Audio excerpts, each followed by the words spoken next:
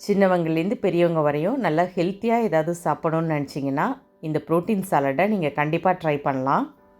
முளைக்கட்டின 1 cup பச்சைப்பயிறு எடுத்திருக்கேன். பச்சைப்பயிறு எப்படி முளைக்கட்டுறதுங்கிற வீடியோ ஏற்கனவே நம்ம சேனலில் அப்லோட் பண்ணியிருக்கேன். அதோட லிங்க் அட்டாச் பண்ணுறேன், செக் பண்ணி பார்த்துக்கோங்க. ஒரு வெள்ளரிக்காவை சின்ன சின்னதாக கட் பண்ணி எடுத்திருக்கேன். பாதி தக்காளி எடுத்துக்கோங்க. ஒரே ஒரு வெங்காயத்தையும் பொடியாக கட் பண்ணி எடுத்துக்கோங்க. கொஞ்சமாக கொத்தமல்லி இலை, ஒரு 2 அல்லது 3 இலை புதினா எடுத்துக்கோங்க. ஒரு கேரட்டை துருவி எடுத்து வச்சுக்கோங்க. பிரேக்ஃபாஸ்ட்டுக்கு 2 பேர் சாப்பிட்ற அளவுக்கு இன்றைக்கி நான் பண்ணுறேன்.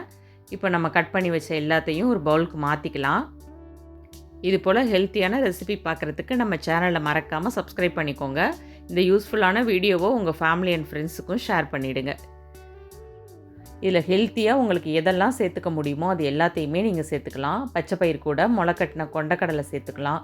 கேரட்டோட பீட்ரூட் இருந்துச்சுன்னா அதையும் பாதி பீட்ரூட் அளவுக்கு துருவிட்டு சேர்த்துக்கலாம். எல்லாம் சேர்த்த பிறகு ஒரு 1/2 டீஸ்பூன் மட்டும் மிளகுத்தூள் சேர்த்துக்கோங்க.